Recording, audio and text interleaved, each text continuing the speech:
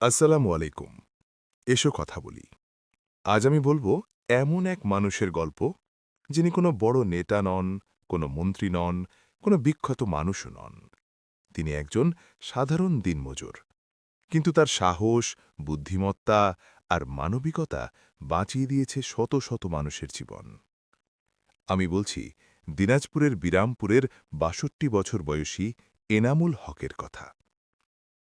ভোরের সকাল, এনামুল হক বাড়ির সামনে রেললাইনের পাশ দিয়ে হাঁটছিলেন।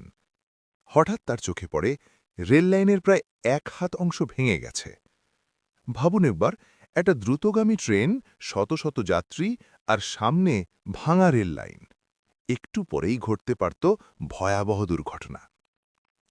তিনি দ্রুত স্টেশনে খবর দেওয়ার চেষ্টা করেন, কিন্তু ঠিক তখনই ১.৫ কিলোমিটার দূর থেকে শোনা যায় ট্রেনের হুইসেল। মানে সময় আর নেই। আমি ভাবি, সেই মুহূর্তেই একজন ৬২ বছরের দিনমজুর চাইলে ভয় পেয়ে সরে দাঁড়াতে পারতেন, চাইলে বলতে পারতেন যা হওয়ার হবে। কিন্তু না, এনামুল হক তেমন মানুষ নন। তিনি দৌড়ে খুঁজতে লাগলেন লাল কাপড়, কারণ তিনি জানতেন ট্রেন থামাতে হলে দরকার লাল সংকেত। কিন্তু কোথাও লাল কাপড় নেই। ঠিক তখনই তিনি দৌড়ে গেলেন পাশের কলা খেতে। একটা কলার মোচা ছেড়ে নিলেন। তারপর সেই মোচার লাল খোসা খুলে একটা লাঠির মাথায় বেঁধে বানিয়ে ফেললেন লাল নিশান। হ্যাঁ, একটা কলার মোচার লাল খোসা দিয়ে তিনি বানিয়ে ফেললেন জীবন বাঁচানোর সংকেত। তারপর দাঁড়িয়ে গেলেন রেললাইনের পাশে, হাতে সেই লাল নিশান, আর সামনে ছুটে আসছে দ্রুতগামী পঞ্চগড় এক্সপ্রেস। কয়েক সেকেন্ড, কয়েকটা নিঃশ্বাস, আর তারপর ট্রেন থেমে গেল। হ্যাঁ, ট্রেন থেমে গেল। বেঁচে গেল শত শত যাত্রী, বেঁচে গেল অসংখ্য পরিবার, থেমে গেল একটা সম্ভাব্য ভয়াবহ ট্র্যাজেডি। ট্রেনের যাত্রীরা হাততালি দিয়েছেন, কারণ তারা বুঝেছিলেন আজ একজন সাধারণ মানুষ তাদের জীবন বাঁচিয়েছে।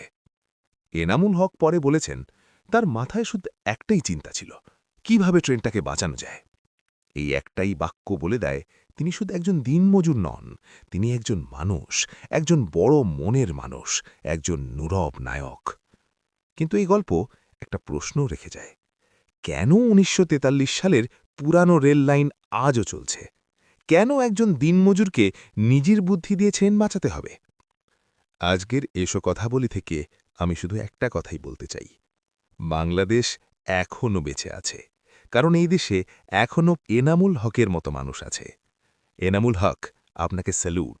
আপনি প্রমাণ করে দিলেন নায়ক হতে পদ লাগে না, নায়ক হতে লাগে সাহস, বুদ্ধি আর মানবিকতা। আমি ছিলাম এসো কথা বলি। আপনারা বলুন, এনামুল হক কি রাষ্ট্রীয় সম্মান পাওয়ার যোগ্য? কমেন্টে লিখুন, স্যালুট এনামুল হক।